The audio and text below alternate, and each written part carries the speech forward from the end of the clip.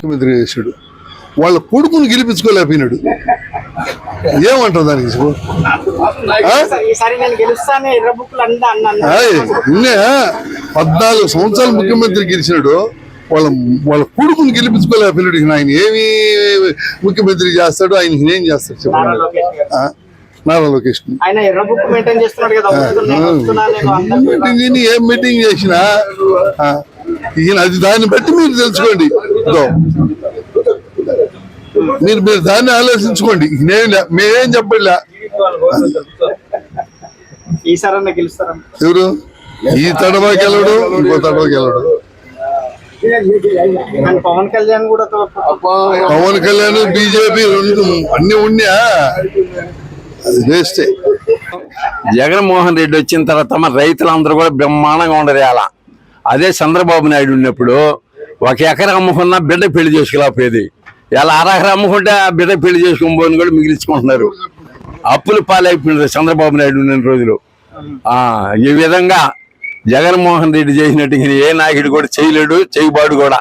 అమరావతి కట్టాను, నేను రాజధాని మీద ఎక్కువ దృష్టి పెట్టాను, విద్యా వైద్య విషయంలో కూడా. నువ్వేం చేసి పెట్టినా ఇతను లాగా ఇంటికి వచ్చి ఇతను లాగా వాలంటీర్లు కూడా పింఛన్ డబ్బులు ఎలా చూడు ఎంత ఇబ్బంది పడుతున్నారు రైతులు.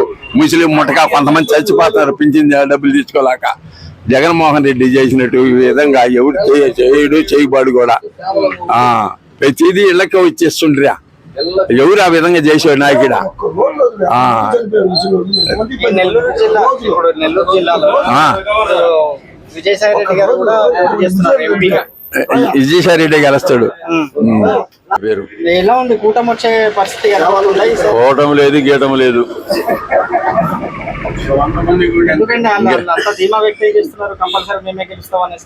వాళ్ళు ఏం చేసి గెలుస్తారు? ఏం పలానా చేసాం, పలానా పథకం ఉందని చెప్పాను.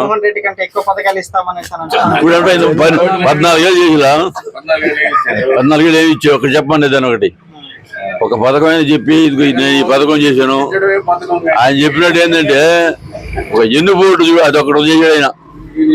ఇంకేమి చేయలే 14 ఏళ్ళలో. ఈయన ఆయన ఎట్టా ఓటు వేస్తారు చెప్పు? ఈ గడిచిన 5 సంవత్సరాలు ఎలాంటి మార్పు చెందగలిగింది ఆంధ్రప్రదేశ్ రాష్ట్రం? బ్రహ్మాండంగా జరిగింది. 17 మెడికల్ కాలేజీలు ఇచ్చాడు, 4 పోర్టులు కట్టాడు. ఆ ఉద్దానం అనేది ఎన్నో సంవత్సరాల నుంచి ఉండే శాశ్వత పరిష్కారం చేశాడు. దానికి ఇటువంటి ఎన్నో పథకాలు చేశాడు. స్కూల్ నాడు నేడు స్కూళ్ళు, ఈరోజు అమ్మ ఒడి, ఎన్నిటి పిల్లకాయలు పేదవాళ్ళు వాళ్ళకి అటువంటి పథకాలు చేస్తున్నాడా? అడవి చూడిపోయి స్కూల్ చూడిపోయి పోయి ఇటు ఇంకేంది ఆయన మళ్ళా చేయలేదనేది. ఇప్పుడు రైతులకి ఈరోజు ఇవాళ మేము మండల ఆఫీస్ ఏ పక్క తెలియదు, 5 ఏళ్ళలో మర్చిపోయినాం. మండల ఆఫీస్ ఏడని తెలియదు మాకు. నేరుగా మా పక్క కొమ్మిడిగూడలో మాకు రైతు భరోసా, పక్క పున్నూరులో సచివాలయాలు ఎన్ని కట్టితే ఏం కావాలి వాలంటీర్ వాళ్ళు మొత్తం తెచ్చి మా ఇంటికాడ పని అయిపోతున్నాయి. ఏ సర్టిఫికేట్ కావాలన్నా, డెత్ సర్టిఫికేట్ కావాలన్నా, ఇంకోటి కావాలన్నా ఇంకా అన్నీ వచ్చేస్తున్నాయి. క్యాస్ట్ సర్టిఫికేట్ కావాలి, ఏం కావాలి అసలు మేము అసలు ఎక్కడే బాగా అవసరం లేదు. ఇంకప్పుడు అసలు నీకు ఇంకెప్పుడు నీ పరిపాలన. అప్పుడు చెప్తున్న గాంధీ మహాత్ముడు కళ్ళ కన్నా స్వరాజ్యం అంటే ఇదే, ఇది ఆ స్వరాజ్యం అనేది. ఏ అప్పులు లెక్కేసుకో. ఆయన అప్పుడు ఎంత అప్పులు చేశాడు, ఇప్పుడు ఈయన ఎంత అప్పులు చేశాడు ఒకసారి చెప్పు చూడు మనం. పథకాలు అన్ని ఉన్నా కూడా ఆయన కేంద్ర ఆర్థిక మంత్రి చెప్పింది, నిర్మలా సీతారామన్ చెప్పింది ఆంధ్రప్రదేశ్ బెస్ట్ గా ఉందని. Please subscribe .news.